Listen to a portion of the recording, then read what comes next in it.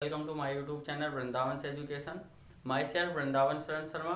पिछली वीडियो में हमने बात की थी ब्लड वेसल्स की। आज की जो वीडियो है वो हमारी कार्डियोवास्कुलर सिस्टम के एक इम्पोर्टेंट ऑर्गन हार्ट, जिसे हम हिंदी में हृदय बोलते हैं। तो ये जो हमारी वीडियो है वो आज की वीडियो है बहुत ही इम्पोर्टेंट होने वाली है। यदि आप साइंस स्टूडेंट हैं तो आपके लिए यह वीडियो बहुत ही इम्पोर्टेंट है। तो आप वीडियो को पूरा देखिएगा, बिल्कुल भी स्किप मत करिएगा, क्योंकि यह वीडियो आपके लिए बहुत महत्वपूर्ण होने वाली है। हार्ट जो है वो कार्डियोवास्कुलर सिस्टम का एक बहुत ही महत्वपूर्ण ऑर्गन होता है और हमारे शरीर का भी एक बहुत ही महत्वपूर्ण ऑर्गन होता है। तो आज हम हार्ट की बात करेंगे। हार्ट जो है वो मस्कुलर ऑर्गन होता है जो हमारे फेफड़े के बीच में स्थित होता है। हमारे फेफड़े के बीच में मिड मीडियास्टिनम में स्थित होता है। तो हमारा जो हार्ट है वो मिड मीडियास्टिनम में सिचुएटेड होता है, जिसका वजन, जिसका वेट जो है वो 250 से 350 ग्राम होता है। 250 ग्राम से 350 ग्राम जो है इसका वजन होता है। महिलाओं के अंदर जो है इसका वजन 250 ग्राम होता है।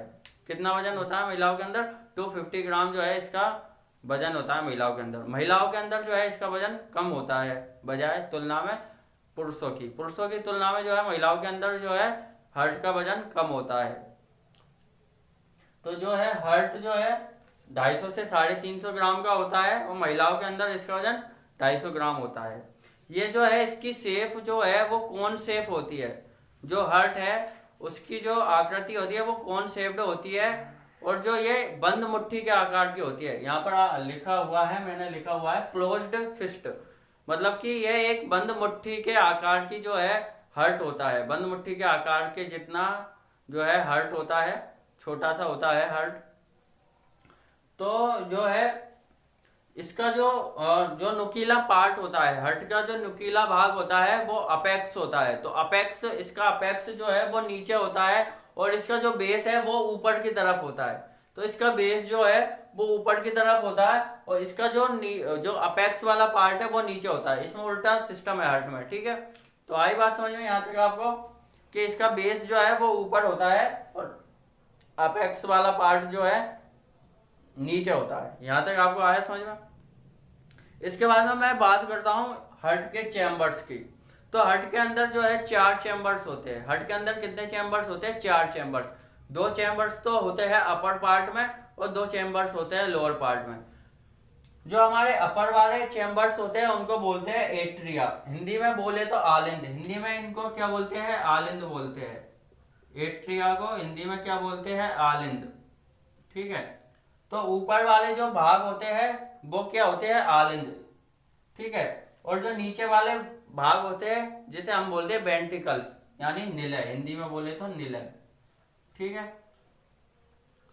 तो भाई साहब यहां तक आई समझ में आप लोगों को कि अपर वाले पार्ट क्या होते हैं? एट्रिया, आलिंद, और नीचे वाले पार्ट क्या होते हैं? वेंट्रिकल्स, यानी कि निलय। तो जो है हमारे 4 चैम्बर्स होते हैं। हमारा जो हार्ट है वो क्या है? 2 भागों में बटा हुआ रहता है, एक तो दायां भाग और बायां भाग, यानी राइट भाग और लेफ्ट भाग। तो जो है हमारा जो हार्ट है वो 2 भाग में बटा रहता है और जो हमारे हार्ट को 2 भागों में बांटता है तो उसको कहते हैं कार्डियक सेप्टम। तो हमारा जो हार्ट है वो जो 2 भागों में बटा होता है और जो 2 भागों को, जो हमारे हार्ट को 2 भाग में बांटने का काम है वो क्या, कौन करता है? Cardiac septum. Cardiac septum, cardiac septum जो है हमारे हार्ट को 2 भागों में बांटता है। तो ये जो है हमारा हार्ट राइट और लेफ्ट 2 भाग में बटा रहता है। तो ये 2 भागों में बांटने का काम कौन करता है? Cardiac septum. तो हम बात कर रहे थे हार्ट के 4 चैम्बर्स की। तो सबसे पहले जो है राइट अपर वाला भाग कौन सा होता है? एट्रियम। तो राइट एट्रियम और लेफ्ट एट्रियम, ये हमारे क्या हो गए? 2 चैम्बर्स। अब लोअर वाले चैम्बर्स की बात करें तो राइट वेंट्रिकल और लेफ्ट वेंट्रिकल, तो ये हो गए हमारे 4 chamber. Right atrium, left atrium, right ventricle और लेफ्ट वेंट्रिकल। मैं अभी भी कह रहा हूं आपको वीडियो को स्किप मत करना, क्योंकि ये वीडियो आपके लिए बहुत ही इंपॉर्टेंट है। यदि आप साइंस के स्टूडेंट हैं तो वीडियो को पूरा देखें, ठीक है। क्योंकि इस वीडियो का एक एक भाग बहुत ही आपके लिए बहुत ही इंपॉर्टेंट होने वाला है, बहुत ही महत्वपूर्ण होने वाला है, क्योंकि बोर्ड एग्जाम्स में, कॉम्पिटेटिव एग्जाम्स में बहुत सारे क्वेश्चन जो है हार्ट से पूछे जाते हैं। तो इसका एक एक भाग, एक एक जो है बहुत ही इंपॉर्टेंट है, एक एक चीज। तो यहाँ पर हम हार्ट के 4 चैम्बर्स की बात कर रहे थे, right atrium, left atrium, right ventricle और लेफ्ट वेंट्रिकल। तो जो हमारा जो आलिंद होता है, हमारा जो एट्रियम होता है, ये जो ब्लड को रिसीव करने का काम करता है। जो हमारे आलिंद होते हैं, एट्रियम होते हैं, वो ब्लड को रिसीव करने का काम करते हैं। और जो हमारे वेंट्रिकल्स होते हैं, ये ब्लड को पंप करने का काम करते हैं। जो हमारे वेंट्रिकल्स होते हैं, ये क्या काम करते हैं? ब्लड को पंप करने का काम करते हैं, ये ब्लड को पंप करते हैं। तो ये जो वेंट्रिकल्स होते हैं ब्लड को पंप करते हैं, तो इसलिए इनकी मांसपेशियां मजबूत होती है। एट्रियम की तुलना में वेंट्रिकल्स की मांसपेशियां ज्यादा मजबूत होती है। एट्रियम की तुलना में वेंट्रिकल्स की मांसपेशियां ज्यादा मजबूत होती है, क्योंकि ये पंप करने का काम करते हैं। यहां तक आपको आया समझ भाई साहब? तो आगे देखते हैं। देखिए, अब जो हमारा ब्लड है, जो हमारा ब्लड, वो वेना केवा के थ्रू आता है। शरीर से हमारा जो ब्लड है वो वेना केवा के थ्रू आता है, वेना केवा के थ्रू। तो हमारा जो ब्लड है वो वेना केवा के थ्रू आता है। तो जो ब्लड है वेना केवा के थ्रू आया, कहां से? हमारे शरीर से। तो हमारी जो वेना केवा है, एक तो सुपीरियर वेना केवा होती है और एक होती है इंफीरियर वेना केवा। तो जो हमारी सुपीरियर वेना केवा होती है, वो हमारे बॉडी के सुपीरियर पार्ट यानी कि अपर पार्ट से ब्लड को लाने का काम करती है, ब्लड को कैरी करने का काम करती है। और जो हमारे इंफीरियर वेना केवा होती है, वो जो हमारी बॉडी है उसके लोअर पार्ट से ब्लड को लाने का काम करती है। तो अपर जो पार्ट है वहां से, हमारी बॉडी के अपर पार्ट से ब्लड को लाने का काम कौन करती है? Superior vena cava. और लोअर पार्ट से ब्लड को लाने का काम कौन करते हैं? Inferior vena cava. तो जो वेना केवा है वो ब्लड को लेके आएगी कहां पर? राइट एट्रियम में। और जो वेना केवा से जो ब्लड आता है, हमारे शरीर से जो ब्लड आता है, वो डीऑक्सीजनेटेड ब्लड आता है। क्या आता है? डीऑक्सीजनेटेड ब्लड आता है। कहां पर आता है? राइट एट्रियम में। तो हमारा जो डीऑक्सीजनेटेड ब्लड है वो वेना केवा के थ्रू कहां पर आया? राइट एट्रियम में। तो यहाँ पर जो मैं आपको बता दूं, राइट एट्रियम, जो हार्ट का राइट भाग होता है, उसके अंदर जो है हमारा डीऑक्सीजनेटेड ब्लड होता है, और लेफ्ट पार्ट में जो होता है हमारा ऑक्सीजनेटेड ब्लड होता है। तो यहाँ पर राइट भाग की बात कर रहे हैं हम, राइट पोर्शन की बात कर रहे हैं, तो यहाँ पर जो है डीऑक्सीजनेटेड ब्लड आएगा वेना केवा के थ्रू। हमारे शरीर से जो ब्लड आता है वो आता है डीऑक्सीजनेटेड। कहां पर आया? राइट एट्रियम में। तो राइट एट्रियम में जब ब्लड आया, तो यहाँ पर एक वाल्व होता है, राइट एट्रियम और राइट वेंट्रिकल के बीच में एक वाल्व होता है, जिसे हम बोलते हैं बाइकस्पिड वाल्व। बाइकस्पिड वाल्व को हम राइट एट्रियो वेंट्रिकुलर वाल्व भी बोल सकते हैं। यहाँ पर ये जो दिख रहा है आपको, ये जो है वो बाइकस्पिड वाल्व है। तो ये जब राइट एट्रियम में ब्लड आ जाता है, हमारा डीऑक्सीजनेटेड ब्लड आ जाता है राइट एट्रियम में, तो ये जो हमारा बाइकस्पिड वाल्व है ये ओपन हो जाता है। तो ये वाल्व जब ओपन होगा तो ये जो ब्लड है वो राइट वेंट्रिकल में आ जाएगा। जब ब्लड राइट वेंट्रिकल में आया तो ये जो ब्लड है वो पंप करने का काम करेगा, ये पंप करेगा। तो जब पंप करेगा तो ये जो हमारा बाइकस्पिड वाल्व है ये क्लोज हो जाएगा। तो ब्लड जब हमारा बाइकस्पिड वाल्व क्लोज हो जाएगा, तो फिर ये ब्लड जो है वो, ये हमारी है पल्मोनरी आर्टरी। तो ये जो हमारी है ये पल्मोनरी आर्टरी है, ये हमारी क्या है? Pulmonary artery. मैंने पल्मोनरी आर्टरी और पल्मोनरी वेन के बारे में बताया था। ये जो है हमारी, ये है पल्मोनरी वेन। तो आपको मैंने इसके बारे में बताया था। हमारी जो ब्लड वेसल्स वाली वीडियो है आप उसको देख सकते हैं। तो उसके तो पल्मोनरी आर्टरी और पल्मोनरी वेन की सारी डिटेल्स जो है हमने बताया था ब्लड वेसल्स वाली वीडियो में, आप देख सकते हैं। लिंक आपको डिस्क्रिप्शन में मिल जाएगी ब्लड वेसल्स वाली वीडियो की। तो वहां पर आप जाके पल्मोनरी आर्टरी और पल्मोनरी वेन के बारे में देख सकते हैं। तो मैंने बताया था पल्मोनरी आर्टरी के अंदर जो है हमारा डीऑक्सीजनेटेड ब्लड फ्लो होता है, और पल्मोनरी वेन के थ्रू अंदर जो हमारा ऑक्सीजनेटेड ब्लड फ्लो होता है। तो ये जो है एक एक्सेप्शन होता है। तो यहाँ पर जो है पल्मोनरी आर्टरी के अंदर जो है हमारा एक वाल्व होता है, जिसे हम कहते हैं पल्मोनरी वाल्व। तो जो है हमारा यहाँ पर बाइकस्फीड वाल्व के थ्रू हमारा डीऑक्सीजनेटेड ब्लड आया, डीऑक्सीजनेटेड ब्लड आया। तो जो डीऑक्सीजनेटेड ब्लड है वो यहाँ पर पल्मोनरी वाल्व ओपन हो जाएगा। पल्मोनरी वाल्व ओपन होने से जो हमारा डीऑक्सीजनेटेड ब्लड है वो आ जाएगा पल्मोनरी आर्टरी के अंदर। तो ये आ गया हमारा ब्लड पल्मोनरी आर्टरी के अंदर। जब हमारा ब्लड पल्मोनरी आर्टरी के अंदर आ जाएगा तो ये जो पल्मोनरी आर्टरी है ये हमारे डीऑक्सीजनेटेड ब्लड को लंग्स के पास भेज देगी। अब लंग्स के पास जब ब्लड चला जाता है तो वो ऑक्सीजनेटेड हो जाता है, उसमें ऑक्सीजन मिक्स कर दी जाती है।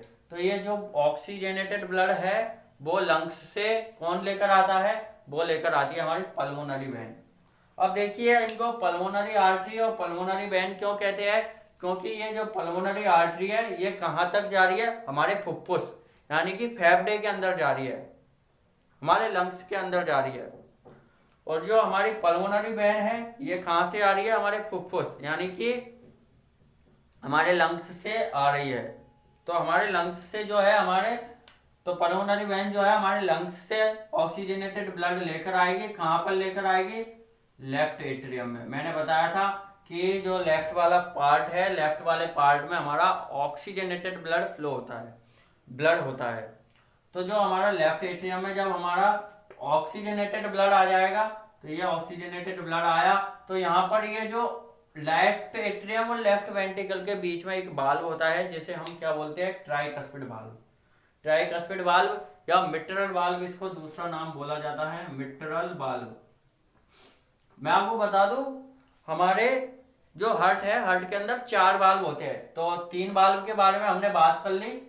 पहला वाल्व कौन सा था, बाइकस्पिड। दूसरा वाल्व कहाँ क्या था, पल्मोनरी वाल्व। अब थर्ड वाल्व आ गया यहाँ पर मिट्रल वाल्व या ट्राइकस्पिड वाल्व। तो ट्राइकस्पिड वाल्व जो है जब ओपन हो जाएगा हमारा, तो ट्राइकस्पिड वाल्व जब ओपन होगा तो जो हमारा ऑक्सीजनेटेड ब्लड है वो लेफ्ट वेंट्रिकल में आ जाएगा। और लेफ्ट वेंट्रिकल में जब हमारा जब ब्लड आ जाता है तो वो क्या करेगा, पंप करने का काम करेगा। और पंप करने का काम करेगा तो यहाँ पर ये जो है ये है आयोटा। तो आयोटा जो है वो हमारे ब्लड जो है हमारे शरीर के अंदर सबसे बड़ी आर्टरी होती है।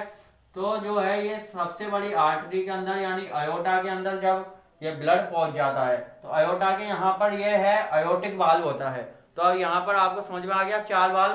4 वाल्व कौन कौन से है, पहला वाल्व है बाइकस्पिड वाल्व, दूसरा वाल्व है पल्मोनरी वाल्व, तीसरा वाल्व यहाँ पर हमने देखा ट्राइकस्पिड वाल्व या मिट्रल वाल्व, और चौथा वाल्व क्या है, आयोटिक वाल्व जो आयोटा में खुलता है। तो ये जो आयोटिक वाल्व है वो ओपन हो जाएगा। आयोटिक वाल्व ओपन होने से ये जो ब्लड है वो आ जाएगा हमारा आयोटा के अंदर। और आयोटा के अंदर जब ब्लड हमारा आ जाता है तो इसके बाद में जो आयोटा है ये ऑक्सीजनेटेड ब्लड की सप्लाई कर देता है पूरे शरीर के अंदर। तो शरीर के विभिन्न पार्ट्स तक पहुंचा देता है। ये जो है ऑक्सीजनेटेड ब्लड को कौन पहुंचाता है, आयोटा। फिर हमारे शरीर के जो है विभिन्न भागों तक जो है हमारा ऑक्सीजनेटेड ब्लड पहुंच जाता है।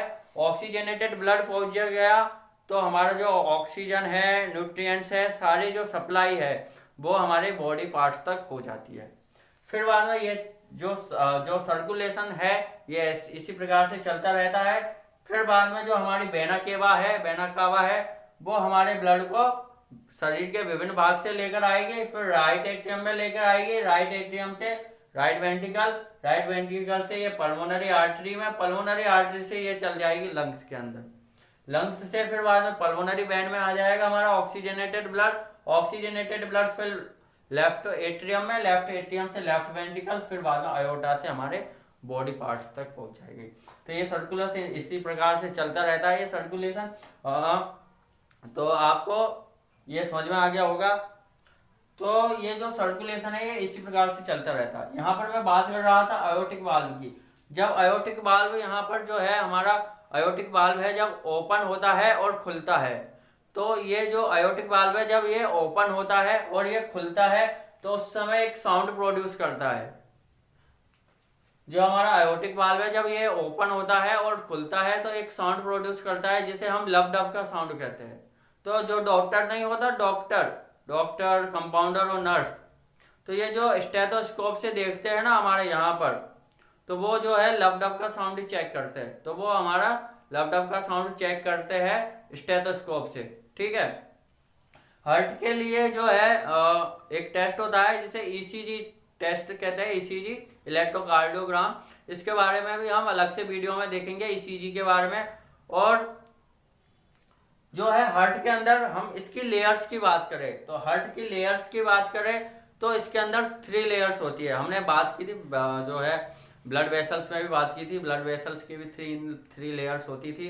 अब हम बात करते हैं हार्ट की लेयर्स की। तो हार्ट की भी 3 लेयर्स होती है। कितनी लेयर्स होती है? 3 लेयर्स। जो आउटर लेयर्स होती है, आप देख सकते हैं ये आउटर लेयर है, ये जो आउटर लेयर है इसको बोलते हैं हम पेरिकार्डियम। जो आउटर लेयर है इसको हम बोलते हैं क्या? पेरिकार्डियम। ये जो है ये आउटर लेयर, ये क्या है? पेरिकार्डियम है। ये आउटर लेयर क्या है? पेरिकार्डियम है। तो पेरिकार्डियम की भी 2 लेयर होती है। पहली लेयर होती है फाइब्रस लेयर और दूसरी लेयर होती है सीरस लेयर। तो पेरिकार्डियम की भी 2 लेयर होती है, फाइब्रस लेयर और सीरस लेयर। जो ये जो है पेरिकार्डियम, ये जो है आउटर लेयर होती है और ये जो है फिर बाद में हमारी आ जाती है मिडल लेयर, यानी कि मायोकार्डियम। दूसरी जो लेयर होती है वो मिडल लेयर होती है मायोकार्डियम। ये जो बीच वाली लेयर है ये क्या है? मायोकार्डियम है। ये जो बीच वाली लेयर है ये क्या है? हमारी मायोकार्डियम।